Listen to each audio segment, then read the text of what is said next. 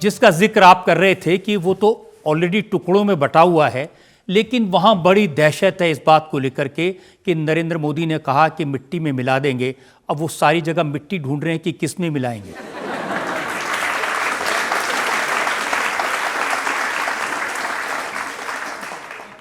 नहीं, जब कहते हैं हम कहते हैं मिट्टी में मिलाने की बात, तो हम हमेशा ध्यान रखिए कि हमेशा इंसान को उसके अपने कर्म मिट्टी में मिलाते हैं।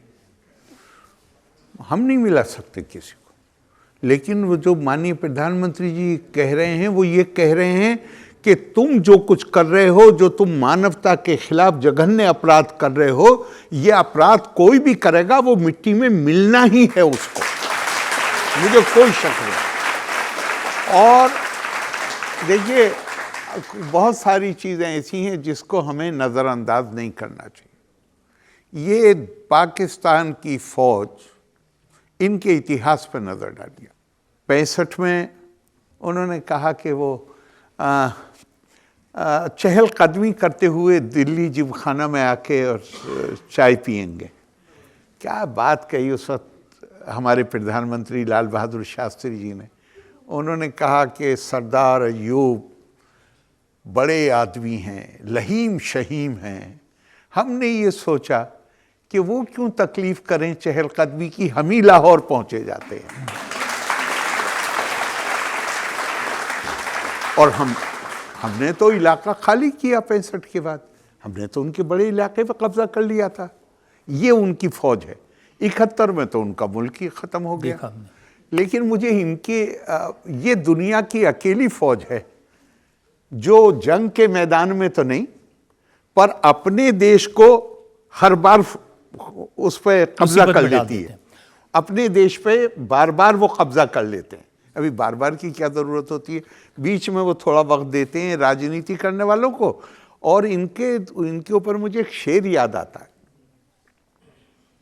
किश्ती भी नहीं बदली, दरिया भी नहीं बदला, हम डूबने वालों का जज्बा भी नहीं बदला, है शौक सफ़र ऐसा एक उम्र हुई हमने, मंजिल भी नहीं पाई, रास्ता भी नहीं बदला।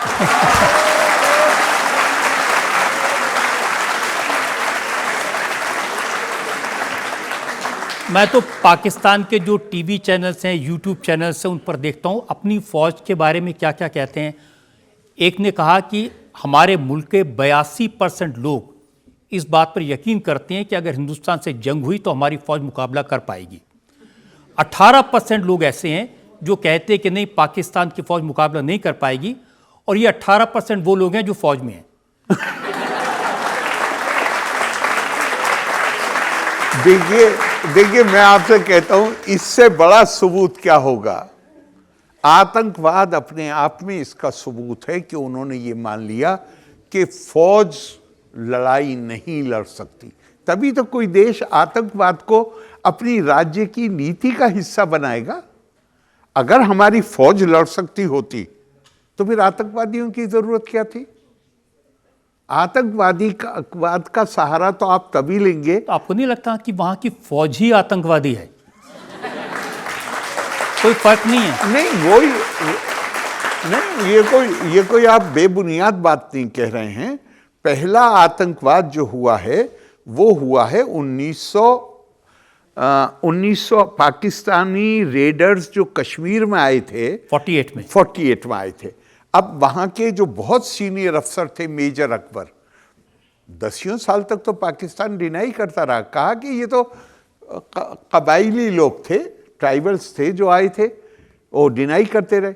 लेकिन मेजर अकबर ने अपनी किताब में स्वीकार किया कि उनके रेगुलर्स को ट्राइबल्स का ड्रेस पहना के कश्मीर में दाखिल किया गया था। तो वो आतंकवाद तो वो शुरू से आतंकवादी घटनाओं में वहाँ तरह तरह की बातें। एक पाकिस्तान की जर्नलिस्ट हैं, वो दिखा रही थी कि जो पाकिस्तान के फौजी हैं वो एक गाना गा रहे हैं, तेरी मिट्टी में मिल जावा। तो उन्होंने कहा कम से कम गाना तो अपने मुल्क का गा लो, गाना भी तुम दूसरी तरफ का गा रहे हो। वो फौजी नहीं अकेले, आप कोई प्रोग्राम उनका देख लीजिए, कोई प्रोग्राम देख लीजिए, जो हद ये है कि उनके ड्रामे जो हैं, जो हमारे यहाँ भी पॉपुलर हैं, उसमें भी अगर गाने का किसी का इस्तेमाल करते हैं तो हिंदुस्तानी गानों का इस्तेमाल करते हैं। इसलिए नहीं, मैं तो हैरत में रह गया। एक किसी ने क्लिप भेजा मुझे कि वो शादी का रिसेप्शन होता है तो उसको वलीमा कहते हैं, मतलब शादी एक दिन पहले हो गई और एक दिन या 2 दिन बाद रिसेप्शन होता है। वो रिसेप्शन के दिन मेहमान सब आए हुए हैं, दूल्हा दुल्हन गायब है। तो अब वो मेहमानों ने जब खाना भी खा लिया तो उन्होंने कहा भाई दूल्हा दुल्हन तो होनी चाहिए। तो थोड़ी देर में बाप आए, दूल्हे के बाप आए और उन्होंने माफ़ी मांगनी शुरू करी। उन्होंने कहा साहब हिंदुस्तानी फिल्मों ने सब सत्यानाश कर दिया है, वो घर के पीछे मंडप लगा हुआ है, उसमें वो दोनों फेरे ले रहे हैं।